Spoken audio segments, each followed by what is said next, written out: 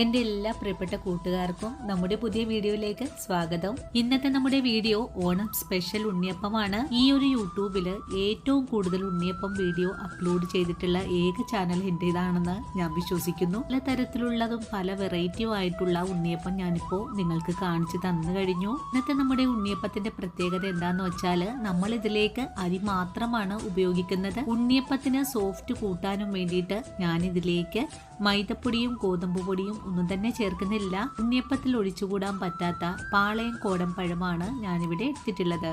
നമ്മൾ എടുക്കുന്ന പഴം വലിപ്പമുള്ളതാണെങ്കിൽ ഒരു ഗ്ലാസ് പച്ചരിക്ക് ഒരെണ്ണം മാത്രം ചേർത്താൽ മതിയാകും. ഞാനിന്നിവിടെ എടുത്തിട്ടുള്ള പാളയം കോടൻ പഴം വളരെ ചെറുതായത് കൊണ്ടിട്ട് 3 പഴമാണ് ഞാൻ ഈ അരിയിലേക്ക് ചേർത്തിട്ടുള്ളത്. അപ്പോൾ എങ്ങനെയാണ് വളരെ പെർഫെക്റ്റ് ആയിട്ടുള്ള നാടൻ ഉണ്ണിയപ്പം തയ്യാറാക്കി എടുക്കുന്നതെന്ന് നമുക്ക് വീഡിയോയിൽ കണ്ടു നോക്കാം. ഉണ്ണിയപ്പം തയ്യാറാക്കാൻ തുടങ്ങാം. ഇതിനായിട്ട് 2 ഗ്ലാസ് പച്ചരി ഇവിടെ എടുത്തു വെച്ചിട്ടുണ്ട്. ഇതൊരു 600 ഗ്രാം പച്ചരിയാണ് ഉള്ളത്. ഇനി നമുക്ക് ഈ അരി ഒന്ന് കഴുകിയെടുക്കണം. ഞാനിവിടെ എടുത്തിട്ടുള്ള പച്ചരി നമ്മൾ പാലപ്പവും വെള്ളപ്പവും ഉണ്ടാക്കാൻ എടുക്കുന്ന 5-6 പച്ചരി തന്നെയാണ്. പാത്രത്തിലേക്ക് മാറ്റിയ പച്ചരിയെ ഇനി നല്ല വൃത്തിയായിട്ട് തന്നെ കഴുകിയെടുക്കാം.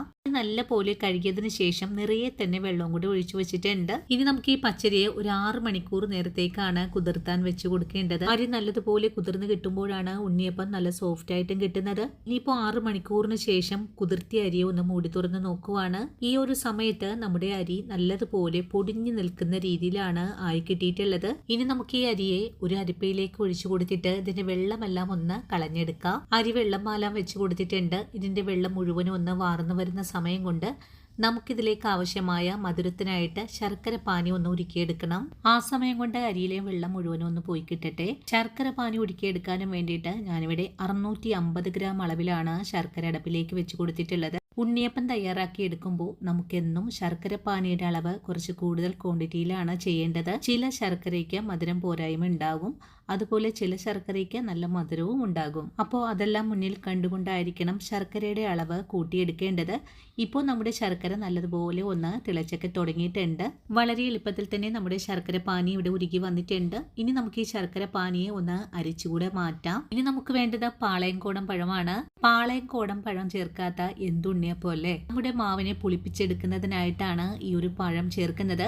അതുപോലെ തന്നെ ഉണ്ണിയപ്പത്തിന് നല്ല സോഫ്റ്റ് കിട്ടാനും പഴം ചേർക്കാറുണ്ട്. ഈ ഒരു സമയം കൊണ്ട് തന്നെ ശർക്കര പാനി ഇളം ചൂടോടുകൂടി തന്നെ ഇവിടെ അരിച്ചെടുത്ത് വെച്ചിട്ടുണ്ട്. അതിനുശേഷം വെള്ളം പോയി കിട്ടിയിട്ടുള്ള അരിയെ നമുക്കൊരു മിക്സിയുടെ ജാറിലേക്ക് ഇട്ട് കൊടുത്തിട്ട് അരച്ചെടുക്കാം. നമുക്കൊരു 2 തവണ കൊണ്ടാണ് അരി അരച്ചെടുക്കാൻ സാധിക്കുക. ഇനി ഇതിലേക്ക് 3 പാളയം കോടൻ പഴം കൂടിയാണ് ചേർക്കുന്നത്. ഒരു ഗ്ലാസ് പച്ചരിക്ക് 3 പഴം എന്ന കണക്കിനാണ് ഇവിടെ എടുത്തിട്ടുള്ളത്. പഴം ചേർത്ത് കഴിഞ്ഞാൽ പിന്നെ നമ്മുടെ മധുരമൊക്കെ ഒന്ന് ബാലൻസ് ആകാനും വേണ്ടിയിട്ട് ഒരു നുള്ളു ഉപ്പ് ചേർക്കുന്നുണ്ട്. കൂടെ തന്നെ ഒരു 12 ഏലക്ക കൂടെ ചേർക്കാം. ഏലക്ക ചേർത്ത് കഴിഞ്ഞാൽ പിന്നെ നമുക്കിതിലേക്ക് ചെറിയ ചൂടോടുകൂടി തന്നെ ശർക്കര പാനി ഒഴിച്ചു കൊടുക്കാം.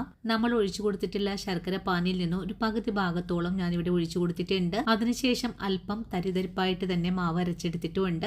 അരച്ചെടുത്ത മാവ് ഒരു പാത്രത്തിലേക്ക് കൂടെ മാറ്റുന്നുണ്ട്. അതിനുശേഷം ബാക്കിയുള്ള മാവും ഇതുപോലെ തന്നെ അരച്ച് പാത്രത്തിലേക്ക് ഒഴിച്ചു കൊടുത്തിട്ടുണ്ട്. ഇനി ഈ മിക്സിയുടെ ജാറിലേക്ക് 1/2 കപ്പ് അളവില് ശർക്കര പാനിയും കൂടെ ഒഴിച്ചു കൊടുത്തിട്ട് നമുക്കിതിനെ നല്ലതുപോലെ ഇളക്കി ഒന്ന് യോജിപ്പിച്ചെടുക്കാം. നമ്മളിപ്പോൾ ഒരു 1/4 ഭാഗത്തോളം മാത്രമാണ് ശർക്കര പാനി ഒഴിച്ചു കൊടുത്തിട്ടുള്ളത്. നമ്മുടെ ഉണ്ണിയപ്പത്തിന്റെ മാവ് ഇരിക്കും തോറും ഒന്ന് കുറുകി വരും. ഈ ഒരു സമയത്ത് ഇതുപോലെയാണ് ഇരിക്കുന്നത്. ഒന്നുകൂടി മാവ് ഇരിക്കും തോറും കട്ടിയായി വരുമ്പോഴേക്കും നമുക്കിതിലേക്ക് ബാക്കിയുള്ള ശർക്കര പാനി കുറേശ്ശെയായിട്ട് ഒഴിച്ചു കൊടുക്കാം. നമ്മൾ ഇതുപോലെ മാവ് കലക്കിയെടുക്കുമ്പോൾ കറക്റ്റ് ആയിട്ടുള്ളൊരു പാകം ഇതാണ്. ലൂസിലാണ് നമ്മുടെ മാവ് ഇരിക്കേണ്ടത്. അതുപോലെ തന്നെ തവി മറിച്ച് നോക്കിയാൽ മാവ് മുഴുവനും ഒട്ടിപ്പിടിച്ചിരിക്കുന്ന രീതിയിലുമായിരിക്കണം. ഇനി നമ്മുടെ ഉണ്ണിയപ്പത്തിലേക്ക് 1 സ്പൂൺ അളവിൽ പഞ്ചസാര ചേർക്കുന്നുണ്ട്. പഞ്ചസാര ഉണ്ണിയപ്പത്തിലേക്ക് ചേർത്ത് കൊടുക്കുന്നത് നമ്മുടെ ശർക്കര പാനിയുടെ ആ ഒരു കുത്തൽ ചുവയൊക്കെ ഒന്ന് മാറി കിട്ടുന്നതിനായിട്ടാണ്. ഇനി ഇത്രയും തന്നെ ശർക്കര പാനി ഇപ്പോൾ ബാക്കി വന്നിട്ടുണ്ട്. ഇത് നമുക്കൊന്ന് മാറ്റി വെക്കാം. നമുക്ക് ഈ മാവിനെ 6 മണിക്കൂർ നേരത്തേക്കാണ് റെസ്റ്റ് ചെയ്യാൻ വെച്ച് കൊടുക്കേണ്ടത്. നമുക്കൊരു 6 മണിക്കൂറിന് ശേഷം മൂടിയൊന്ന് തുറന്ന് നോക്കാം. 6 മണിക്കൂറിന് ശേഷം നമ്മുടെ മാവ് നല്ല സോഫ്റ്റ് ആയിട്ടൊക്കെ തന്നെ പൊങ്ങി കിട്ടിയിട്ടുണ്ട്. നമുക്ക് ഈ മാവിനെ ഒന്ന് മാറ്റി വെച്ചതിന് ശേഷം ഇതിലേക്ക് ചേർക്കാനായിട്ട് ഒരു താളിപ്പ് കൂടെ റെഡിയാക്കാം. ചെയ്തെടുക്കാനും വേണ്ടിയിട്ട് ഒരു പാൻ അടുപ്പിലേക്ക് വെച്ചിട്ടുണ്ട്. പാനിപ്പോൾ നല്ലതുപോലെ ചൂടായി വന്നു. ഞാനിതിലേക്ക് ഒരു 2 സ്പൂൺ അളവിൽ നെയ്യാണ് ചേർത്തിട്ടുള്ളത്. നെയ്യിപ്പോൾ നല്ലവണ്ണം ചൂടായി കഴിഞ്ഞാൽ നമുക്കിതിലേക്ക് അരമുറി നാളികേരം ഒന്ന് പൊടിയായി കുത്തിയെടുത്തിട്ടുള്ളതാണ്. ഇതുകൂടി ചേർത്ത് നമുക്കൊന്ന് മുരിയിച്ചെടുക്കാം.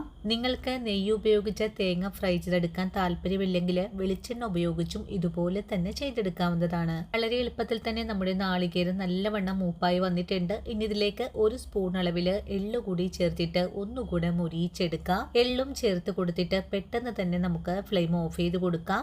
അതിനുശേഷം നമ്മൾ തയ്യാറാക്കി വെച്ചിരിക്കുന്ന മാവിലേക്കാണ് ചൂടോടുകൂടി തന്നെ ചേർത്ത് കൊടുക്കേണ്ടത്.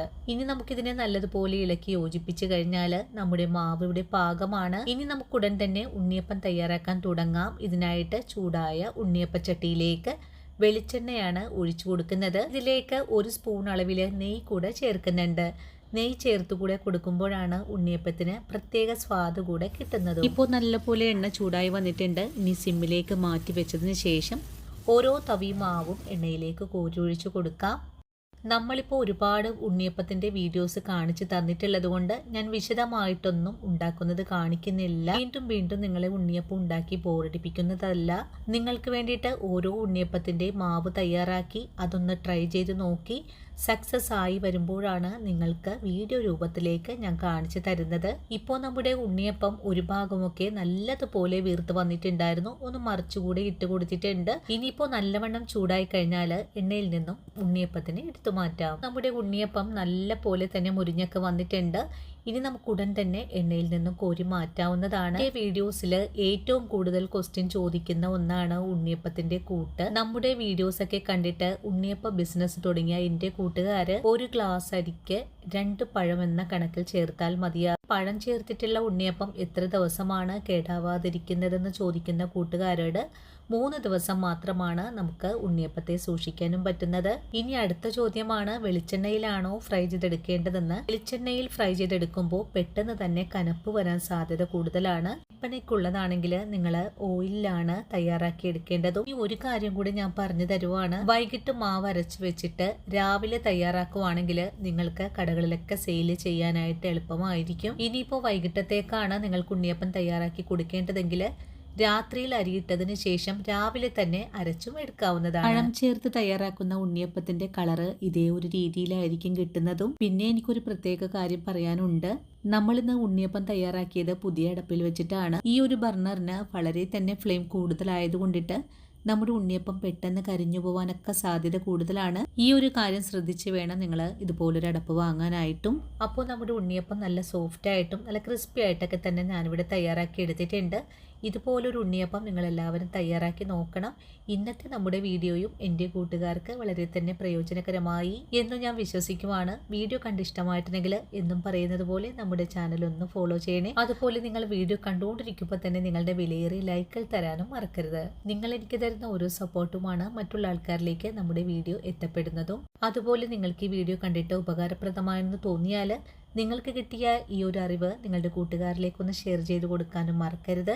അപ്പോൾ ഇനിയും നിങ്ങൾക്ക് വേണ്ടിയിട്ട് പ്രയോജനകരമായിട്ടുള്ള നല്ല നല്ല വീഡിയോസൊക്കെ ആയിട്ട് ഞാൻ നാളെ കൂടി എത്തുന്നതാണ്. അതുവരെയും ഒത്തിരി സ്നേഹത്തോടെ വീണ്ടും കാണാം.